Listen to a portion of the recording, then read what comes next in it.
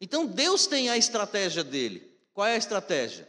Você fala de Jesus. Irmãos, não é um profissional, a igreja não tem, eu gosto sempre de pensar nisso, tenho falado isso aos irmãos, né, recorrentemente, porque em muitos lugares existe um profissional que a igreja paga para que ele possa fazer essa obra. Não existe esse profissional aqui em Vila Rosa.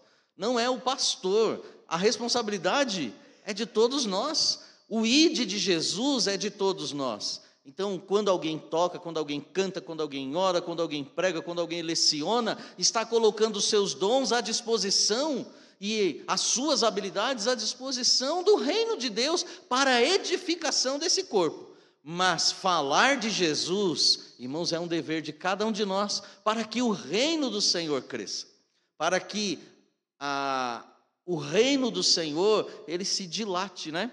Ele esteja crescendo. E eu quero pensar com você, continuando ainda falando sobre como ter uma vida evangelística, né? Como ser uma igreja que seja uma igreja contagiante, um cristão contagiante. Eu quero pensar com você, irmãos, que a igreja, ela deve ser uma igreja que ela faz uma obra de alcance. Nós falamos isso semana passada, semana retrasada, né? A igreja deve ser uma igreja que faz uma obra de alcance. Ela alcança quem? Os perdidos. Na semana passada nós falamos que a igreja, ela deve viver uma vida evangelística. E aí, se você quiser, aconselho você a recorrer às mensagens que estão lá no YouTube, para que você possa acompanhar essa série de pensamentos que nós temos falado. E hoje nós vamos falar que Deus, ele usa a singularidade da nossa personalidade para testemunhar dele. Deus usa a singularidade da sua personalidade, o seu jeitinho. É só você que tem. Ai, pastor, eu tenho um jeitinho assim, eu sou meio tímido. Ai, pastor, eu sou meio acanhado. Irmão, você é uma bênção. Deus fez você assim, porque assim que Ele te fez, você pode ser uma bênção. E nós, irmãos, não precisamos e não devemos ter medo de falar de Jesus. Eu estou lendo um livro em que o pastor, ele fala que ele foi para uma igreja e ele estava assim, ele foi para um congresso de evangelismo e ele estava muito contrariado, porque todos os dias o pastor, o líder lá falou assim: olha, nós vamos sair hoje e nós vamos bater de porta em porta. E ele foi no primeiro dia, bater de porta em porta, e ele, isso não é para mim. Ele já ficou angustiado com aquilo. Eu sou tímido, e aí trancou o coração dele, mas ele foi. Segundo dia, né, e ele orando, tomara que amanhã seja outra coisa. E aí, pastor, como é que vai ser? Irmão, nós vamos de novo, vamos para a rua, vamos orar agora aqui. Aí deram as mãos lá, oraram e foram para a rua e começaram a falar de Jesus. Quando chegou no final do quarto dia, se eu não me engano, dos 5, no quarto dia, ele já estava colocando o pé para trás. E ele falou: meu Deus, isso não é para mim, não é o meu estilo. E é verdade, irmãos, não é o estilo de todas as pessoas. Nós temos que entender que dentro da palavra de Deus existem estilos de evangelismo. E que nem todos, irmãos, nem todos, né? Eu, por exemplo, eu não consigo fazer todos. Eu não consigo me envolver com todos. Deus vai usar a minha personalidade, como vai usar a sua, vai usar a singularidade. Eu falei na outra semana, Deus vai usar a singularidade da nossa história, Deus vai usar a singularidade da nossa personalidade para que o nome dele seja conhecido. E está tudo bem. Está tudo bem ser do jeito que você é. Você não precisa ser uma pessoa igual ao pastor Valfrido. Você pode ser do seu jeito. E ser do seu jeito é uma bênção nas mãos do Senhor. E nós, irmãos, precisamos ter isso em mente. A tarefa de evangelização, ela é democrática, pois ela pode ser feita por todos, né? Por todas as pessoas. E isso é diferente dos dons espirituais. Por quê? Porque o evangelismo, o evangelista, ou o dom de evangelista, conforme o apóstolo Paulo fala lá em Efésios 4, provavelmente ele está numa posição de liderança. O evangelista, aquele que coordena o evangelismo, tem uma habilidade. Então aquele é aquela pessoa que vai fazer. Não. Todos nós podemos ser usados pelo Senhor nosso Deus. Todos nós temos um dom para abençoar o corpo. Mas todos nós temos um chamado da parte de Deus para fazer com que o seu reino cresça. Deus conferiu diversidade evangelística ao corpo de Cristo. E eu queria pensar com você em alguns estilos de evangelização. E que talvez um desses estilos seja o seu estilo. Talvez seja a forma como você hoje possa entender que você pode e que você deve evangelizar através do seu estilo. Vamos pensar num estilo, um estilo agressivo ou um estilo direto. Se é que a gente pode falar agressivo, mas um estilo direto. O padrão de abordagem é mais direta, é mais objetiva. Onde a gente vai ver isso? Em Atos, capítulo 2. Atos, capítulo 2, do verso 14 até o verso de número 40, você vai achar esse estilo lá. Nós não vamos ler todos esses versículos, mas eu quero ler com você Atos, capítulo 2. Se você puder, por amor, respeito e reverência. Versículo 14 até o versículo de número 17. E depois eu vou continuar aqui, falando mais algumas coisas nos outros versículos. Esse primeiro estilo de evangelização é o estilo de Pedro. É aquele homem que fala objetivamente. E quando o povo estava reunido, lá no dia de Pentecoste, a Bíblia vai dizer para nós, no versículo 14, do capítulo 2 de Atos, que Pedro, porém, pondo-se em pé com os 11, levantou a sua voz e disse-lhes: Homens judeus, e todos os que habitais em Jerusalém, seja-vos isto notório e escutai as minhas palavras. Estes homens não estão embriagados, como vós pensais, sendo a 3ª hora do dia. Mas isto é o que foi dito pelo profeta Joel. E nos últimos dias acontecerá, diz Deus, que do meu espírito derramarei sobre toda a carne, e os vossos filhos e as vossas filhas profetizarão, e os vossos jovens terão visões, e os vossos velhos sonharão sonhos. Amém?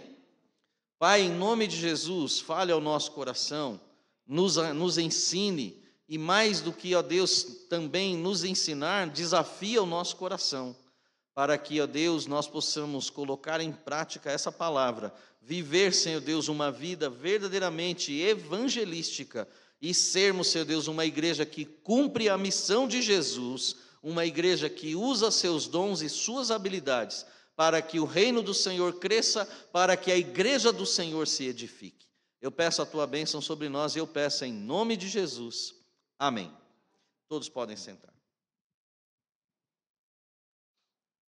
Quando você olha o discurso de Pedro, no capítulo 2, até o verso de número 47, tudo que vai ocorrer, mas principalmente até o verso de número 36, você vê, irmãos, aqui eu quero fazer um parêntese, porque assim, Pedro e João, eles eram analfabetos, os apóstolos eram analfabetos, eles não eram analfabetos, eles eram indoutos, como nós podemos ver no capítulo 4, indoutos, aqueles que não tiveram uma formação religiosa, um ensinamento igual Paulo teve aos pés de Gamaliel, que era um doutor da lei. Eles não eram rabinos, mas eles não eram pessoas que não entendiam da Bíblia. Tanto que, inspirado também pelo Espírito Santo, Pedro cita o livro de Joel, então ele conhece o Antigo Testamento. Pedro, em outros momentos, vai citar o Antigo Testamento, porque ele conhece o Antigo Testamento. Ele sabe do que ele está dizendo, mas não sabe na profundidade de um apóstolo Paulo, por exemplo. E isso não é ser analfabeto. Eles negociavam, eles faziam comércio, eles assinavam contrato, provavelmente compravam, vendiam. Então, essa ideia de analfabetismo dos apóstolos, irmãos, isso é coisa do passado. Eu nunca vi isso na palavra de Deus, né? E aqui eu fecho o meu parêntese para dizer para você que o apóstolo Pedro, depois de falar do Antigo Testamento, depois de explicar a Escritura e dizer para eles o que está acontecendo, no versículo 37 em diante, Pedro, ele continua, o seu discurso. Aí a Bíblia vai dizer para nós que ouvindo eles tudo o que Pedro disse, compungiram-se em seus corações e perguntaram a Pedro e aos demais apóstolos: que faremos, homens, irmãos? E Pedro disse o quê? O que o povo, irmãos, que está longe de Deus precisa? Arrependimento. Irmão, não adianta florear o evangelho, fazer aquela coisa. Pedro, ele vai na abordagem direta, é o estilo dele. E Deus respeita esse estilo. Pedro diretamente, então, coloca para ele: o que vocês precisam é de arrependimento. Arrependei-vos e cada um de vós seja batizado, ou seja, sejam identificados com Cristo. O que aconteceu internamente tem que se revelar num ato exterior. Então comprometam-se através do batismo. E é isso que esses homens fazem. E aí você vê o quê? A explosão começando ali, o evangelho sendo pregado de forma bem objetiva, de forma direta. Se você medir, e eu falo medir mesmo, né? Na minha mão dá 1 palmo mais ou menos de tamanho de folha. Mas meça a quantidade de versículos. O que Pedro falou, irmãos, é pouquíssimo, para que essas pessoas pudessem entender o evangelho, mas eles entenderam. E às vezes nós não entendemos, diante de Deus e da palavra dele, que nós, com a nossa personalidade, com o nosso jeito de ser, Deus não vai nos usar, ou não pode nos usar. Então não se julgue inferior, em nome de Jesus, porque é isso que o inimigo quer, que você pense, que você não tem condição, que você não sabe, mas você, nas mãos do Senhor, é uma ferramenta útil para a glória de Deus. Você pode fazer. O estilo de Pedro era ser objetivo, era ser direto. Há o estilo também, irmãos, intelectual. E aqui, irmãos, nem todo mundo é. Eu não sou intelectual, gostaria de ser, mas não sou. Mas olha aqui, lá em Atos 17, vá comigo lá em Atos 17. Lá tem o estilo intelectual de evangelização. E aqui, irmãos, o camarada que está evangelizando aqui, ele é intelectual mesmo, né?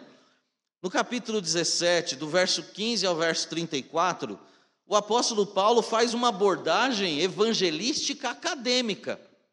E por que ele faz uma abordagem acadêmica? Porque Paulo está ali no meio do povo em Atenas, e Paulo olha e vê o seguinte: olha, tem um monte de estátuas aqui, e eles deixaram espaço para uma estátua aqui.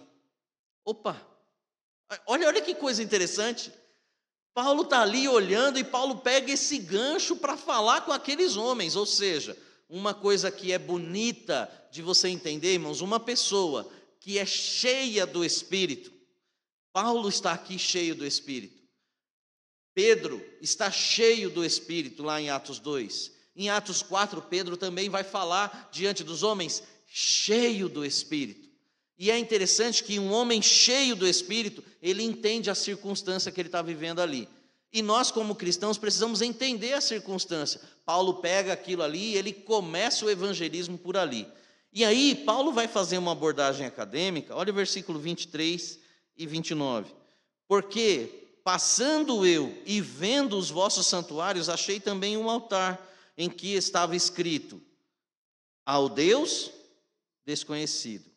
Este, pois, que vós honrais, não o conhecendo, é o que eu vos anunciei. Irmãos, olha que coisa tremenda. É justamente esse Deus que eu conheço, que é o Deus que vocês não conhecem, que eu quero que vocês conheçam.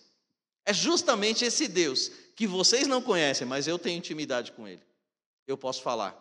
É esse Deus aí. Olha o versículo de número 28.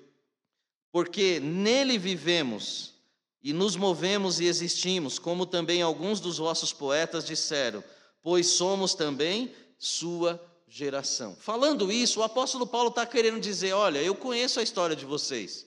Eu sei que tem poetas, tem filósofos aqui, tem pessoas do meio do povo de vocês que têm esse pensamento. Paulo pegou o pensamento deles e colocou na conversa, para dar mais substância para aquilo que ele estava dizendo. E Paulo apresentou o evangelho. E o que aconteceu? Pessoas entregaram a vida a Cristo. Então, irmão, seja uma abordagem direta, seja uma abordagem acadêmica, Deus vai usar você com o conhecimento que você tem. Agora, existe um outro tipo de testemunho também, um outro tipo de abordagem. É o estilo testemunhal. Lá em João capítulo 9. Vá comigo lá em João capítulo 9. Olha que legal. João capítulo 9 vai dar para nós um outro estilo. João 9 é o capítulo inteiro, mas eu quero destacar o verso 20 e o verso de número 25.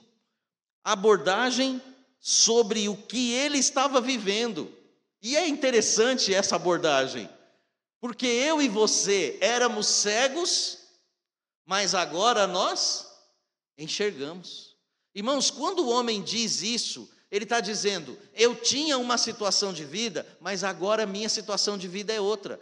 Eu sou uma testemunha viva, sou um milagre vivo do poder de Deus. E você, meu irmão e minha irmã, é um milagre vivo do poder do Senhor. Você experimenta o poder de Deus no seu dia a dia. E o seu testemunho é algo poderosíssimo nas mãos do Senhor. E você pode evangelizar com o seu testemunho. E olha o que o cego diz, versículo 20, ele fala, aliás, João relata para nós: seus pais lhes responderam, quando os pais foram perguntados: sabemos que este é nosso filho, e que nasceu cego. 21, mas como agora vê? Não sabemos. Ou quem lhe tem aberto os olhos? Não sabemos. Tem idade, perguntai-lhe, e ele mesmo, a ele mesmo, e ele falará por si mesmo. Versículo 25, respondeu ele, pois, e disse: se é pecador, não sei. Uma coisa sei, é que havendo eu sido cego, amém ou não? Havendo sido cego, agora eu vejo. Uma hora na minha vida eu era perdido, mas eu encontrei Jesus e Ele me salvou. Eu era uma pessoa assim, e Jesus transformou a minha vida, agora eu sou uma pessoa melhor. Eu era uma pessoa nervosa, eu era uma pessoa angustiada, eu era isso, eu era aquilo, mas Cristo transformou o meu viver. Irmãos, seu testemunho é um testemunho, é uma ferramenta poderosa na evangelização. Deus quer usar a singularidade da sua personalidade. Mas pastor, eu não sei falar, eu não sei. Irmãos, quantas pessoas disseram na Bíblia que não sabiam falar, e Deus usou essas pessoas grandiosamente. Porque se você se colocar à disposição do Senhor, o Senhor vai usar. Deus usa aqueles que se colocam à disposição dEle para ser uma bênção. Amém? Deus usa aqueles que se colocam à disposição dEle para ser uma bênção. Há um outro estilo também de evangelização, é a evangelização interpessoal. Ou nós diríamos nos dias de hoje que é a evangelização intencional. É aquilo que nós estamos fazendo aqui na nossa igreja, implantando e tentando fazer e viver na nossa igreja. Lucas 5, 29. Vá comigo lá em Lucas 5, versículo 29. Eu amo essa passagem, irmãos, eu amo. Mateus, capítulo 9, do verso 9 a 13, é a réplica dessa passagem. Mateus, ele dá uma abordagem para nós, uma abordagem baseada no relacionamento. Como você pode evangelizar? Relacionamento. Evangelização é relacionamento. Você não se relaciona com as pessoas? Conversa com o vizinho, com seus parentes, com seus amigos. Olha que legal. Fez-lhe Levi, versículo 29 do capítulo 5 de Lucas. Fez-lhe Levi um grande banquete em sua casa. E havia ali uma grande multidão de publicanos e outros que estavam com ele à mesa. Ou seja, Levi, que é Mateus, que é o escritor do livro de Mateus, ele fez um grande banquete para Jesus. E o que ele fez? Gente, estou despedindo da coletoria. Eu não serei mais um telone, eu não serei mais um cobrador de impostos. E ele traz todos os telones, aqueles que são cobradores de impostos, para estar ali junto com ele. Aqueles que os fariseus, os saduceus, a elite religiosa chama de pecadores. Como se existisse outro tipo de pessoa nesse mundo. Que nós também somos pecadores, mas somos lavados e redimidos pelo sangue de Cristo. Irmãos, se há uma coisa que você pode fazer, além do seu testemunho, é também criar oportunidade para que as pessoas estejam ouvindo da palavra de Deus.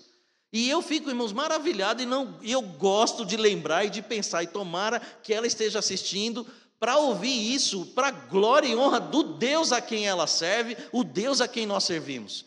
Porque a irmã Virgínia cria oportunidade para que as pessoas estejam na casa dela. Pastor, você vai vir visitar, espera aí que eu vou convidar não sei quem, vou convidar não sei quem. Pastor, eu convidei um monte de gente hoje.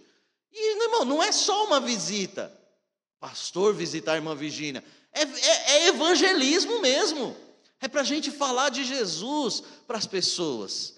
Relacionamento, irmãos. Qual é a coisa mais importante que você gostaria que acontecesse na vida da sua família? Ou na vida dos seus amigos, dos seus vizinhos? Proporcione isso a eles. Entende? Proporcione isso a eles. Faça de tudo o que você puder para que eles tenham contato com a palavra. Disse recentemente aqui, quer viver uma vida evangelística? Pega uma folha de caderno, uma folha de sulfite, escreve lá João 3,16, cola lá na geladeira e lê. E faz que você está decorando. Quando o marido chegar, mas que papel é esse? Bem, desculpa, está feia a geladeira, mas eu vou tirar. Estou decorando João 3,16.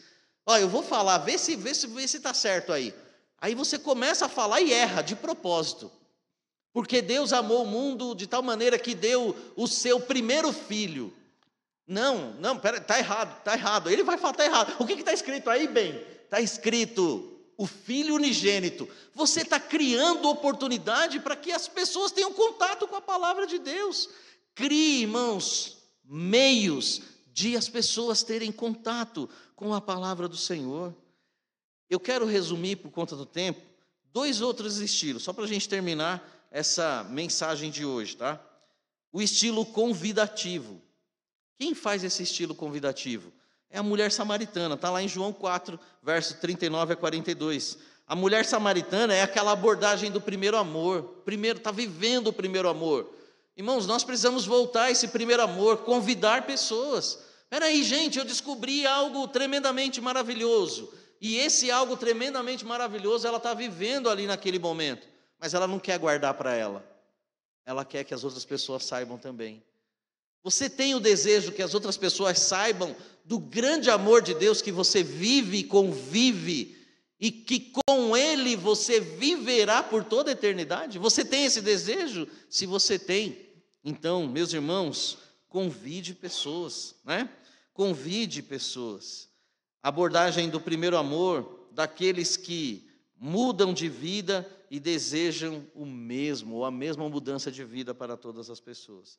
E o último estilo de vida, ou o 6º estilo que você pode usar como método de evangelização, é o estilo servil, ou seja, o estilo de servir. Em Atos capítulo 9, verso 36 e verso 39, a Bíblia fala da Tabita. Tabita era uma mulher chamada Dorcas, também conhecida como Dorcas. E o que ela fazia? O que ela fazia mesmo? Então vamos dar uma olhada lá. Talvez você não conheça a história, né? Acredito que não, mas vamos dar uma olhada lá. Atos capítulo 9. Atos capítulo 9. Eu ouvi alguém falando alguma coisa aí. Atos capítulo 9, verso 36. E havia em Jope uma discípula chamada Tabita, que traduzido se diz Dorcas, e estava cheia de boas obras e esmolas que fazia. Verso 39. E levantando-se Pedro foi com eles e chegou e o levaram ao quarto. E todas as viúvas o rodeavam, chorando e mostrando as túnicas e roupas que Dorcas fizera quando estava com elas. Irmãos, o que você, minha irmã, meu irmão, pode fazer com o seu dom, com a sua habilidade? Eu posso fazer bolo, eu posso costurar, você pode, e através do seu gesto de amor para alguém, consertar a roupa de um vizinho. Está lá, o filho de um vizinho não tem muito o que vestir, você tem habilidade, faz uma roupinha e dá para ele. E fala para a pessoa, estou fazendo aqui com muito amor, que o amor de Deus inunde o seu coração, que cubra a sua vida, que cubra o seu corpo, possa cobrir o corpo do seu filho essa roupa, porque Cristo, Ele cobre a multidão dos nossos pecados, e você começa a falar e deixa Deus te usar, e Deus vai te usar, e você vai ver que pessoas vão conhecer a Cristo. Uma mulher, irmãos, que simplesmente, a Bíblia só diz isso, ela costurava, ela fazia roupas, Mas não passa batido na história da igreja, não passa batido o que essa mulher fez. Porque as pessoas, quando ela morreu, as pessoas falaram: Pedro, essa mulher precisa ressuscitar. Será, irmãos, que se eu morrer, e olha o desafio aqui, hein, para mim e para você, vou pensar em mim, tá? Mas pense em você. Será que se eu morrer, alguém vai falar: meu Deus, que ele ressuscita, Senhor, para traz de volta a vida, porque ele é importante aqui ou não? Senhor, vai embora, leva embora mesmo, Senhor. Só a Rose balançou a cabeça que traz de volta, né? Traz de volta, Senhor. Você já pensou nisso? Traz, Senhor, traz de volta. Traz de volta, Senhor, o Nelson, porque o Nelson é muito importante, ele é uma bênção. Pelo menos um, Nelson. Amém, graças a Deus, né? Graças a Deus. Entende, irmãos? Será que nós demonstramos tanto amor pelas almas perdidas? Tanto amor? Eu quero encerrar essa mensagem pensando com vocês algo que me embrulhou o estômago no domingo. No domingo de manhã, eu estava junto com os irmãos lá na aula e eu estava lendo capítulo 4 de Atos e eu parei nesse versículo engasgado. Eu não consegui ler o resto. Deus me tomou com uma emoção, irmãos, por ter lido esse versículo.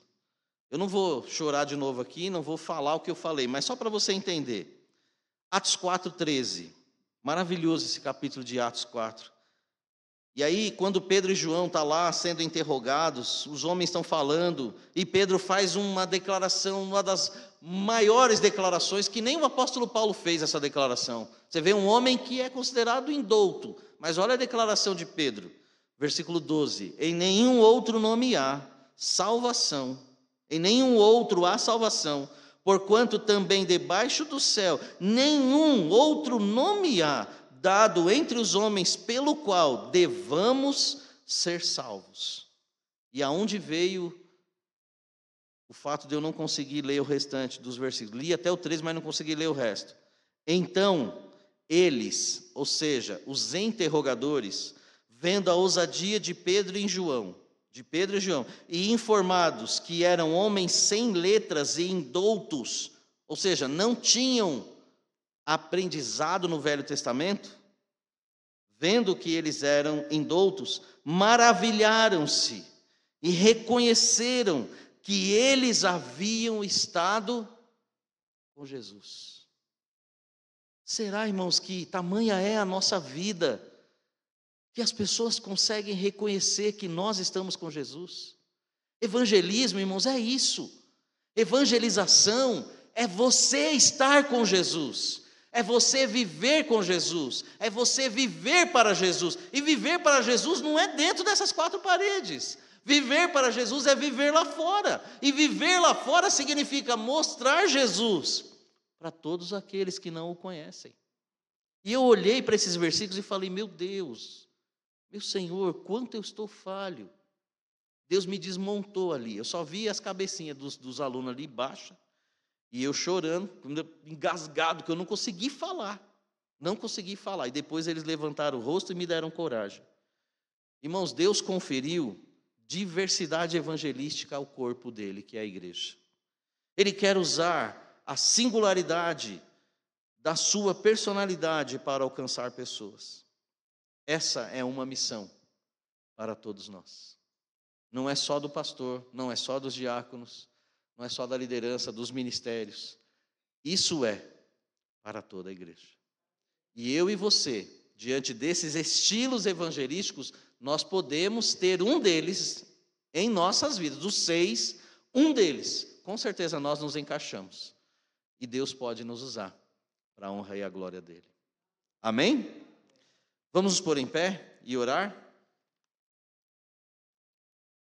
Você tem algum pedido de oração? Eu não dei oportunidade, mas com o levantar da sua mão, muitos irmãos têm. Eu também tenho. Então vamos orar, vamos pedir a graça e a misericórdia do nosso Deus. Irmãos, neste fim de semana acontecerá algo importante que precisa também da sua oração.